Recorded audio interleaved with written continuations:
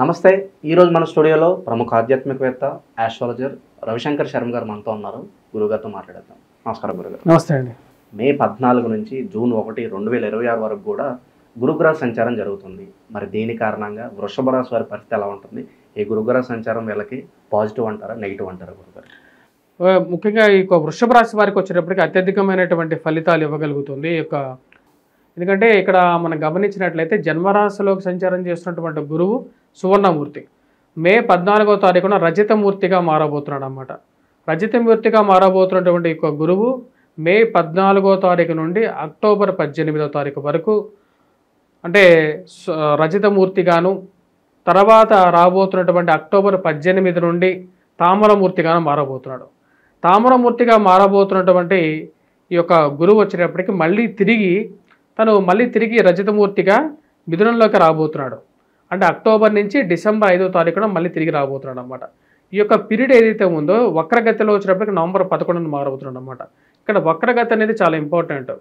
ఇక్కడ మనం గమనించినట్లయితే ఏ సంవత్సరము గురువు ఇలా ముందుకు వెళ్ళి వెనక్కి రావటం అనేది జరగలేదు, కానీ ఈ సంవత్సరం జరుగుతున్నది. ఈ యొక్క సంవత్సరంలో ఇలా జరిగేటువంటి ఒక ప్రక్రియ వృషభ రాశి వారికి ఎక్కువగా సానుకూలమైనటువంటి ఫలితాలు పొందగలుగుతారు. వృత్తిపరంగా, వ్యాపారపరంగా అనుకూలంగా ఉంటుంది. గురుగ్రహ సంచార రీత్యా ఈ రాశి వారి కొత్త గృహం కొనడం అనేది జరుగుతుంది. మానసికమైనటువంటి సంతృప్తిని పొందగలుగుతారు. ఉద్యోగపరంగా, వ్యాపారపరంగా అనుకూలంగా ఉంటుంది. దూరంగా జరిగినటువంటి కొన్ని వస్తువులు తిరిగి పొందడం అనేది ఒక శుభ ఫలితం. ఈ రాశి వారికి, వృషభ రాశి వారికి శని యొక్క స్థితి అనుకూలమైనటువంటి ఫలితాన్ని ఇవ్వగలుగుతుంది. శని అనుకూలమైనటువంటి స్థితి, గురువు అనుకూలమైనటువంటి స్థితి, మరియు అదేవిధంగా మే 18వ తారీఖు వరకు కూడా రాహు కూడా అనుకూలంగా ఉన్నాడు. మే 18 తర్వాత కూడా వచ్చినప్పటికీ రాహు రాజ్యస్థానంలో వృషభ రాశికి పూర్తి యోగ్యకారకమైనటువంటి ఫలితాన్ని ఇవ్వగలుగుతున్నాడు. చెప్పాలంటే ఈ సంవత్సరం one of the best performer వచ్చినప్పటికీ వృషభ రాశే. నెంబర్ 1 విన్నర్ వాళ్ళే అన్నమాట. ఎందుకంటే వేరే వాళ్ళు ఎవరు లేరు. వీరితో పాటు ఒక రాశి చెప్పచ్చు, తులారాశిగా కూడా మనం చెప్పచ్చు అన్నమాట. కాబట్టి తులారాశి సెకండ్ పొజిషన్ ఉంటుంది కాబట్టి వృషభ రాశే ఫస్ట్ పొజిషన్గా చెప్పచ్చు. అదేవిధంగా వచ్చినప్పటికీ రాశి వారికి తామరమూర్తిలో కూడా గురువు ఉచ్చస్థానంలోకి ఉన్నాడు. ఉచ్చస్థానంలోకి వెళ్ళి వక్రగతిలోకి మారబోతున్నాడు. కొత్తగా గృహం కొనుక్కోవాలనుకున్నటువంటి వారికి అనుకూలమైనటువంటి ప్రాప్తి పొందగలుగుతారు. వివాహ ప్రయత్న సంబంధితమైన విషయాలు, సంతాన అభివృద్ధి పొందడం అనేది జరుగుతుంది. కుటుంబంలో ఒకరికి ఉద్యోగం రావటం అనేది ఒక మంచి మానసికమైనటువంటి సంతృప్తిని ఇవ్వగలుగుతుంది. మరి వాటితో పాటు ఈ రాశిలో ఉండేటువంటి వారికి ఆరోగ్యపరంగా అనుకూలత, అన్నిటికన్నా ముఖ్యం ఏంటంటే ఈ రోజుల్లో మాట చలామణి అనేది చాలా ముఖ్యం. మాట చలామణి జరగటం అనేది చాలా ముఖ్యం. సంఘంలో గౌరవము, గుర్తింపు పొందగలుగుతారు. ముఖ్యంగా పిల్లలు కూడా విద్యార్థులు ఎవరైతే ఉన్నారో, విద్యా సంస్థల్లో పనిచేస్తున్నటువంటి వారు ఎవరైతే ఉన్నారో వారికి చాలా అనుకూలమైనటువంటి ఫలితాలు పొందగలుగుతారు. పుత్ర సంతాన ప్రాప్తి కలుగుతుంది. అంటే గురువు యొక్క సానుకూలమైనటువంటి స్థితి, రజితమూర్తిగా ఉన్నటువంటి గురువు యోగ్యకారకమైనటువంటి ఫలితాన్ని ఎక్కువగా ఇస్తాడు. సువర్ణమూర్తిగా ఉన్నటువంటి గురువు కన్నా రజితమూర్తిగా ఉన్నటువంటి గురువు యోగ్యకారకమైనటువంటి ఫలితాలు ఎక్కువగా ఇవ్వగలుగుతాడు అన్నమాట. ఇక స్థితికి కారణం వచ్చినప్పటికీ తన యొక్క దృష్టి శత్రుస్థానం మీద ఎక్కువగా ఉంటుంది. శత్రువులను కూడా వశపరుచుకోగలుగుతాడు. అది కూడా దాంతోపాటు ఆరోగ్యపరంగా ఇంప్రూవ్మెంట్ అనేది ఎక్కువగా ఉంటుంది. అంటే తన యొక్క దృష్టి వచ్చేటప్పటికి భాగ్య దృష్టి అష్టమాన్ని చూస్తుంటుంది అన్నమాట. సో కాబట్టి ఆ యొక్క దృష్టి రీత్యా వచ్చినప్పటికీ ఎక్కువగా సిక్ అయిపోవటము, ఏదైతే వయోవృద్ధులు ఎవరైతే ఉంటారో ముఖ్యంగా వచ్చినప్పటికీ వారికి ఆరోగ్య సమస్యలు ఎక్కువగా ఉంటాయి. ముసలి వాళ్ళకి ఆరోగ్య సమస్యలు ఎక్కువగా ఉంటాయి. గత సంవత్సరంలో కొంచెం ఎక్కువగా కష్టపడి ఉంటారు. కానీ ఈ సంవత్సరం మే 14వ తారీఖు నుంచి గురువు యొక్క స్థితి అనుకూలంగా ఉంది. ఆ గురువు అదిగాక అతిచార స్థితిలోకి వెళ్ళి వెనక్కి వస్తున్నాడు కాబట్టి దాని యొక్క ఫలితం కూడా కలిసి రావటం వల్ల ఆరోగ్యపరంగా ఇంప్రూవ్మెంట్ అనేది బాగుంటుంది. వైవాహిక జీవితంలో చాలా అనుకూలత ఎక్కువగా ఉంటుంది. సుఖ సంసారం ఉంటుంది అన్నమాట. భార్యాభర్తల మధ్య అన్యోన్య దాంపత్యం ఉంటుంది. గురువు బలం ఎక్కువగా పెరిగినప్పుడు ఏమవుతుందంటే ఆరోగ్యపరంగాను మరియు అదేవిధంగా ఫైనాన్షియల్గా ఉన్నటువంటి కన్స్ట్రైంట్స్ అనేవి తగ్గటం అనేది ఒక మంచి పరిణామం. యాక్చువల్ చెప్పాలంటే ఈ యొక్క పరిణామం అనేది వీరికి చాలా యోగ్యాన్ని ఇస్తుంది. రాజకీయ అనుకూలత కూడా ఉంటుంది అన్నమాట. ఈ సంవత్సరం ఈ రాశి వారికి ఏదైనా సరే నామినేటెడ్ పొజిషన్స్ గురించి ప్రయత్నాలు చేసేటువంటి వారికి అనుకూలమైనటువంటి ఫలితాలు పొందగలుగుతారు.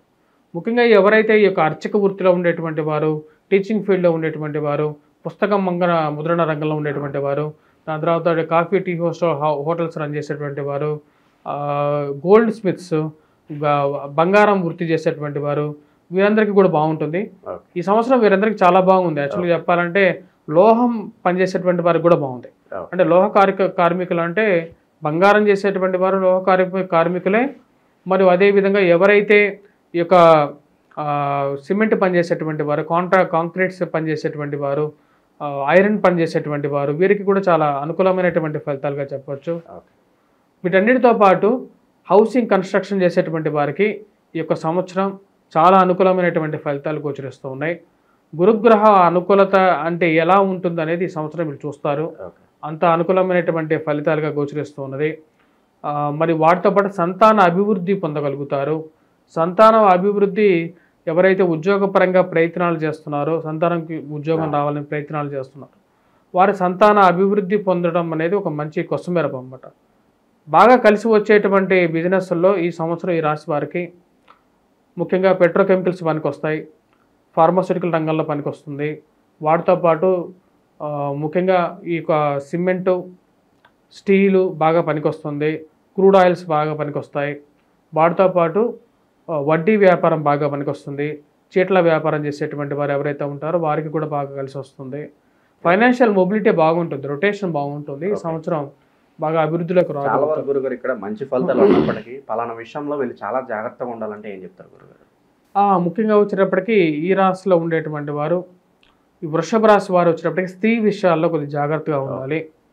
స్త్రీలతో వారు మాట్లాడేటువంటి మాటలకి, వ్యామోహాలకి లోనవ్వకుండా ఉండాలి. ఎందుకంటే మనిషి జీవితంలో ఈ ప్రపంచం వచ్చేటప్పటికి మాయా ప్రపంచం. మాయా అంటే ఎవరో కాదు, మాయా అనేది ప్రకృతి స్వరూపం, లక్ష్మీ స్వరూపం అన్నమాట. అంటే ఇహ సౌఖ్యాల మీద ఎక్కువగా మన యొక్క కేంద్రీకృతంగా మన యొక్క దృష్టి పోతూ ఉంటే మనం మానసికంగా దూరం అయిపోతూ ఉంటాం. మన నుంచి మనం తెలుసుకోవాల్సినటువంటి కొన్ని పదార్థాలు ఉంటాయన్నమాట. వాటి నుంచి దూరంగా జరుగుతూ ఉంటాం. ఉద్యోగపరంగా కూడా మార్పు చేర్పుల్లో కొంచెం జాగ్రత్తలు అనేవి తీసుకోవాలి. అవకాశాలు వచ్చినప్పటికీ కూడా ఆ అవకాశాలు మంచివో కాదో అనేది కూడా తెలుసుకోవాలి. ఈ రాశిలో ఉన్నటువంటి వారు మెయిన్గా కొన్ని ఫ్యాక్టర్స్ తీసుకోవాలి. అక్టోబర్, నవంబర్, డిసెంబర్ ఈ 3 months జాగ్రత్తగా ఉండాలి. కొన్ని విషయాలు మెయిన్ డెసిషన్స్ తీసుకునేటప్పుడు, పిల్లల గురించి నిర్ణయాలు తీసుకునేటప్పుడు కానీ, కుటుంబ వ్యవహారాల్లో వివాహం జరుగుతుంది ఈ సంవత్సరం అనేది ఒక శుభ పరిణామం. యాక్చువల్గా ఇంట్లో వాళ్ళకి వివాహం జరగడం, ఎవరైనా వివాహం చేసుకోవాలనుకున్నా సరే ఈ సంవత్సరం వివాహం చేసుకోవడమే ముఖ్యం. గురువు అనుకూలంగా ఉన్నప్పుడే వివాహం చేసుకోవాలి. కష్టంలో వివాహం చేసుకుంటే అది ఇంకా కష్టాన్ని కలిగిస్తూ ఉంటుంది. కాబట్టి శుభ ఫలితాల్లో గోచారంలో గురువు మంచి స్థానంలో ఉన్నప్పుడు వివాహం జరుగుతుంది, కుటుంబ వృద్ధి బాగుంటుంది, కుటుంబంలో సంతానం కలుగుతుంది. ఓకే. ఇంక మరి ఎలాంటి రెమెడీస్ చేసుకోవాలి గురుగారు ప్రస్తుతం ఉన్న గ్రహాన్ని బట్టి వీళ్ళు? ఈ రాశిలో ఉండేటువంటి వారు ముఖ్యంగా గురుగ్రహ మంత్ర జపం చేసుకోవటం, దత్తాత్రేయ స్వామి ఆరాధన చేసుకోవటం, మరియు అదేవిధంగా వటవృక్షం చుట్టూరు ప్రదక్షిణ చేయటం. విద్యార్థులు కూడా ఆ వటవృక్షాన్ని కింద దీపారాధన చేయటం గురువారం పూట ఎక్కువగా అనుకూలమైనటువంటి ఫలితాలు వస్తాయి. వటవృక్షము అంటే రావి చెట్టు. రావి చెట్టు ఆకులను కూడా స్వస్తిక్ మార్క్ వేసేసి, అంటే గంధాన్ని అనునిత్యం గంధాన్ని పెట్టుకోవాలి. ఆ గంధాన్ని మరియు అదేవిధంగా కుంకుమని కలిపి స్వస్తిక్ మార్క్ వేసేసి ఇంట్లో పెట్టుకొని పూజించుకుంటే మంచి అనుకూలమైనటువంటి ఫలితాలు పొందగలుగుతారు. చాలా బాగా వివరించారు గురుగారు. ధన్యవాదాలు.